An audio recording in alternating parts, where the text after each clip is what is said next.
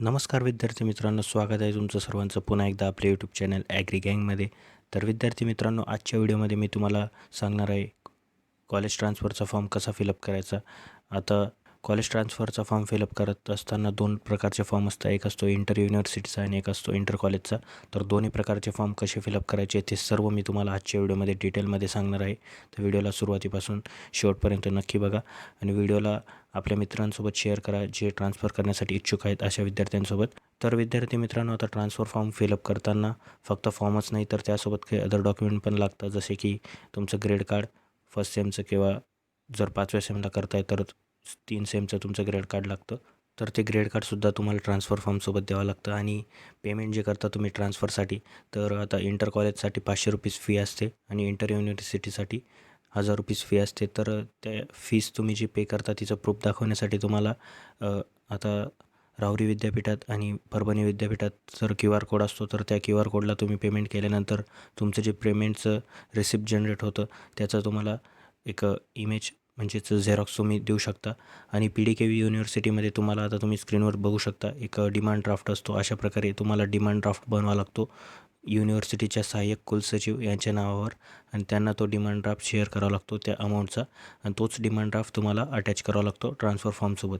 तर हे तुम्हाला एक एक्स्ट्रा डॉक्युमेंट लागतं आणि तुम्हाला लागतो तुमचं फर्स्ट सेमचं ग्रेड कार्ड. आणि विद्यार्थी मित्रांनो, तुम्हाला जर हा ट्रान्सफर फॉर्म डाउनलोड करायचा असेल, म्हणजेच तुम्हाला जर ट्रान्सफर फॉर्म फिलअप करायचा असेल, तर याची लिंक आपण आपल्या व्हिडिओच्या डिस्क्रिप्शनमध्ये दिलेली आहे. आणि हा ट्रान्सफर फॉर्म जो असेल याची प्रिंट तुम्हाला आपल्या टेलिग्राम चॅनलवर मिळून जाईल. तर व्हिडिओच्या डिस्क्रिप्शनमधली जी लिंक आहे तिच्यावर क्लिक करा आणि टेलिग्राम चॅनलवर व्हिजिट करून हे ट्रान्सफर फॉर्म डाउनलोड करून घ्या. त्यात परिशिष्ट क आणि परिशिष्ट ड अशा 2 PDFs आहेत. दोन्ही PDFs तुम्ही डाउनलोड करून घ्या. आता विद्यार्थी मित्रांनो, काही कॉलेजेसमध्ये असा अर्जसुद्धा लिहायला लावतात जेव्हा आपण ट्रान्सफर करतो तेव्हा. तर हा अर्जसुद्धा तुम्ही लिहून घ्यायचा आहे जर सांगितलं असेल तर. त्यानंतर आता ट्रान्सफर फॉर्म कसा फिलअप करतात ते तुम्हाला सांगतो. तर आता यात पहिले असतो मोठा फॉर्म जो असतो परिशिष्ट क. त्यात सर्वात अगोदर नेम ऑफ द युनिव्हर्सिटी, तिथे आपण आता सध्या ज्या युनिव्हर्सिटीत शिकतो आहे त्या युनिव्हर्सिटीचं नाव टाकायचं. त्यानंतर टू द रजिस्ट्रारच्या पुढे युनिव्हर्सिटीचं नेम टाकून द्यायचं आहे. मग खाली आता फर्स्ट नेमचा जो कॉलम आहे त्यात फर्स्ट नंबरचा जो कॉलम आहे त्यात आहे नेम ऑफ द स्टुडंट, त्यात सरनेम फर्स्ट टाकायचं आणि सर्व गोष्टी कॅपिटल लेटरमध्ये टाकायच्या, तसं तिथं माहिती दिलेलीच असेल. मग त्यानंतर तुमचा रजिस्ट्रेशन नंबर किंवा एनरोलमेंट नंबर, मग प्रेझेंट कॉलेज, ज्या कॉलेजमध्ये तुम्ही सध्या शिकताय त्या कॉलेजचं नाव, त्यानंतर डिग्री कोर्स, आता काही BSc ॲग्रीला असतील, काही हॉर्टिकल्चरला असतील, काही ABMला असतील, तर आपल्या डिग्रीचं नाव इथं टाकायचं आहे. त्यानंतर तुमचं डेट ऑफ ॲडमिशन, तुमचं ॲडमिशन कधी झालं ती डेट टाकायची. मग ॲकॅडमिक इयर, सध्या शिकत असलेलं तुमचं ॲकॅडमिक इयर जे असेल ते टाकायचं आहे. आता सध्या तर 2025-26 चालू आहे तर ते टाकून द्यायचं आहे. त्यानंतर आता सध्या तुम्ही कोणत्या सेममध्ये शिकताय, आता ज्यांना थर्ड सेमला ट्रान्सफर करायचं आहे ते सेकंड सेमला असतील आणि ज्यांना फिफ्थ सेमला ट्रान्सफर करायचं आहे ते फोर्थ सेमला असतील. त्यानंतर 8व्या कॉलममध्ये तुम्हाला लिहायचं आहे तुम्ही आत्तापर्यंत किती क्रेडिट्स पास केले. म्हणजे आता जे विद्यार्थी थर्ड सेमला ट्रान्सफर करतील त्यांनी फर्स्ट सेमला जेवढे क्रेडिट्स क्लिअर केले ते टाकायचं, आणि जे विद्यार्थी फिफ्थ सेमला ट्रान्सफर करतील त्यांनी फर्स्ट, सेकंड आणि थर्ड सेमचे टोटल जे क्रेडिट्स भरतील ते क्रेडिट्स येथे एंटर करायचे. त्यानंतर 9 नंबरच्या कॉलममध्ये तुम्हाला फर्स्ट सेमचा CGPA टाकायचा आहे तुमचा. जे विद्यार्थी 5व्या सेमला ट्रान्सफर करतील त्यांनी फर्स्ट, सेकंड आणि थर्ड सेमचा मिळून जितका CGPA येतो आहे तो CGPA इथे एंटर करायचा आहे. मग तुम्हाला ज्या युनिव्हर्सिटीमध्ये ट्रान्सफर करायचं आहे त्या युनिव्हर्सिटीचं नेम इथे टाकायचं. आणि त्यानंतर 11व्या कॉलममध्ये तुम्हाला कॉलेजचे नेम टाकायचे. आता हे ट्रान्सफर फॉर्ममध्ये तुम्ही 3 कॉलेजचे नेम टाकू शकता आणि त्या 3 कॉलेजेसमध्ये प्रेफरन्सनुसार तुम्हाला कॉलेज लागेल. फर्स्ट नंबरला तुम्ही ज्या कॉलेजचं नाव टाकशाल तेच कॉलेज तुम्हाला पहिले लागण्याचे चान्सेस आहे.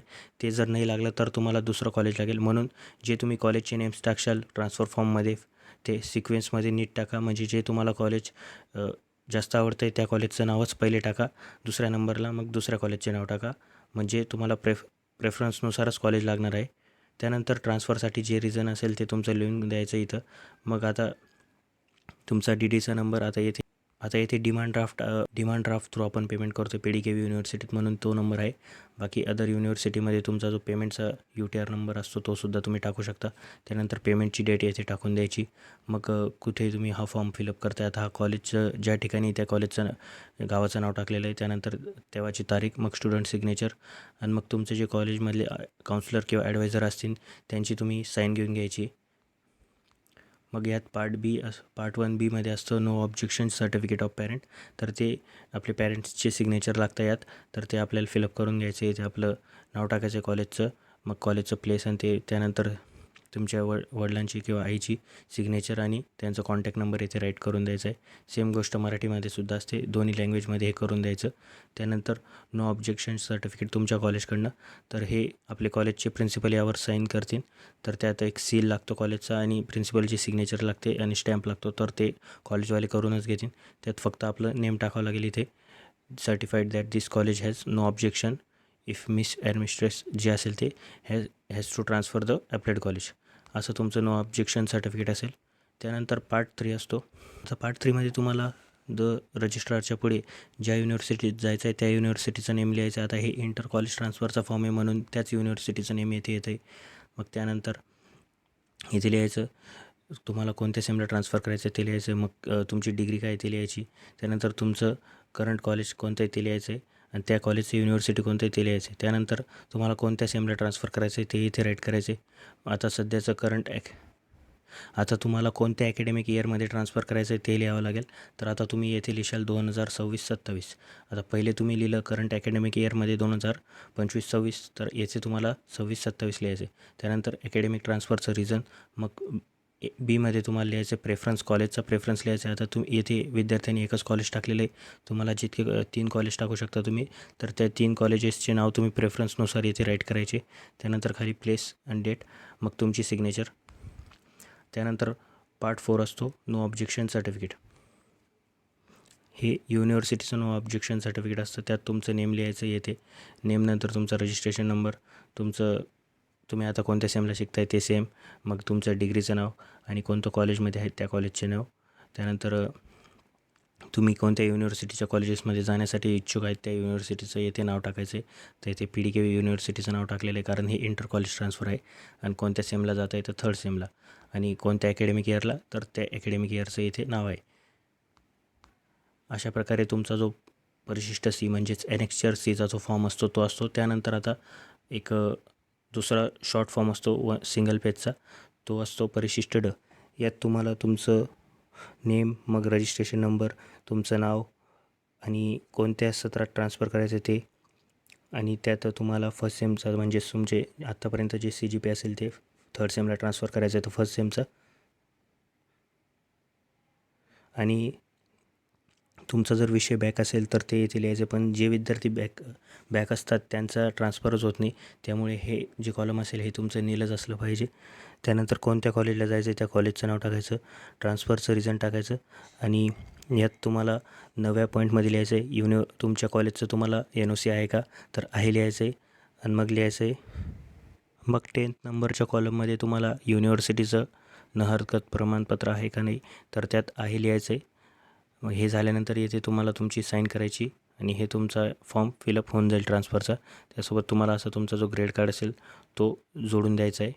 तर विद्यार्थी मित्रांनो, हा होता इंटर कॉलेज ट्रान्सफरचा फॉर्म. आता आपण बघू इंटर युनिव्हर्सिटीचा फॉर्म.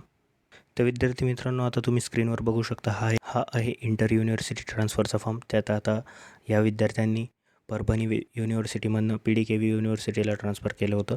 तर त्यात आता तुम्ही बघू शकता मागच्या फॉर्ममध्ये इथे रजिस्ट्रारच्या पुढे युनिव्हर्सिटीचं नाव नव्हतं, ब्लँक स्पेस होता. आता एखाद्या फॉर्ममध्ये डायरेक्टच नेम असतं. तर आता हे विद्यार्थी परभणी युनिव्हर्सिटीचे होते म्हणून येथे VNMKV युनिव्हर्सिटीचं नाव आहे. त्यानंतर आता फॉर्ममध्ये तुम्ही बघू शकता नेम ऑफ द स्टुडंट, त्या गोष्टी सेमच असतील. मग त्यांचं प्रेझेंट कॉलेज जे होतं ते जालन्याचं होतं तर जालन्याचं नाव आहे येथे. मग date of admission same to same, academic year, त्यानंतर कोणत्या सेमला ट्रान्सफर, मग त्यांचे क्रेडिट्स जे होते ते, त्यानंतर CGPA. तर या गोष्टी सेमच असतील, जस्ट काही गोष्टी वेगळ्या असतील इंटर युनिव्हर्सिटी फॉर्ममध्ये. आता 10व्या नंबरच्या पॉईंटमध्ये येथे PDKV युनिव्हर्सिटीचं नाव आलं आहे कारण आता हे विद्यार्थी जे आहे PDKVला जाण्यासाठी इच्छुक आहेत म्हणून येथे PDKV युनिव्हर्सिटीचं नाव आलेलं आहे. इंटर कॉलेजचाच असतं तर येथे परभणी युनिव्हर्सिटीचं नाव आलं असतं, येथे परभणी युनिव्हर्सिटीचं नाव आलं असतं. आता इथे तुम्ही बघू शकता 11 नंबरच्या पॉईंटमध्ये तुम्हाला येथे कॉलेजेसचे नाव टाकायचे. आता हे जे पण कॉलेज आहे हे सर्व PDKV युनिव्हर्सिटीमधले कॉलेज आहे. तर विद्यार्थी मित्रांनो, एक महत्त्वाची गोष्ट, जर तुम्हाला इंटर युनिव्हर्सिटी ट्रान्सफर करायचं असेल तर त्यात फॉर्ममध्ये जे 3 कॉलेज तुम्ही टाकशाल तर ते त्याच युनिव्हर्सिटीचे असले पाहिजे, दुसऱ्या युनिव्हर्सिटीचे नसले पाहिजे. मग तुम्हाला 12 नंबरच्या पॉईंटमध्ये तुमचं जे रिझन आहे ते टाकायचं आहे. मग 13व्या नंबरच्या पॉईंटमध्ये रिसिप्ट नंबर. आता PDKV युनिव्हर्सिटीचा जो फॉर्म होता त्यात DDचा नंबर होता तर येथे रिसिप्ट नंबर तुम्हाला टाकायचा आहे, जो पेमेंट करताना तुमचा UTR नंबर असतो तो. त्यानंतर पेमेंटची डेट. हे जे फॉर्म्स असतात हे मोस्टली तुम्हाला तुमच्या कॉलेजच्या जवळच्या झेरॉक्स दुकानावर मिळूनच जातील. जर तुम्हाला मिळत नसणार त्यासाठी तुम्हाला याची प्रिंट जर पाहिजे असेल तर ती आपल्या टेलिग्राम चॅनलला अपलोड केलेली आहे, तिथून तुम्ही घेऊ शकता. मग त्यानंतर इथे स्टुडंटची साईन, कॉलेजचं जे प्लेस आहे त्या प्लेसचं नाव, कॉलेज ज्या गावात आहे त्या गावाचं नाव, त्यानंतर डेट, आणि मग येथे तुमचे ॲडवायझर किंवा काउन्सिलरची सिग्नेचर. त्यानंतर पार्ट बीमध्ये आपलं नो ऑब्जेक्शन सर्टिफिकेट पॅरेंट्सचं हे तुम्हाला सांगितलंच मी. आता पार्ट 3मध्ये तुम्हाला आता the registrar of PDKV Akola university. आता येथे आपण अकोला युनिव्हर्सिटीसाठी अप्लाय करतो आहे म्हणून अकोला युनिव्हर्सिटीचं येथे नाव लिहायचं. त्यानंतर येथे तुम्ही बघताय inter university, inter collegiate transfer, तर आपलं असेल इंटर युनिव्हर्सिटी. त्यानंतर रिस्पेक्टेड सर, आता तुम्ही सेकंड सेमला असाल तर सेकंड सेम येथे टाकायचं, फोर्थ सेमला असाल तर फोर्थ सेम. त्यानंतर डिग्रीचं नाव टाकायचं. मग आता करंट ज्या कॉलेजमध्ये शिकत आहेत त्या कॉलेजचं नाव, ते कॉलेज कोणत्या युनिव्हर्सिटीत आहे तर त्या युनिव्हर्सिटीचं नाव टाकायचं आहे. त्यानंतर थर्ड सेमला तुम्ही ट्रान्सफर करण्यासाठी इच्छुक आहात तर थर्ड सेम इथे टाकायचं.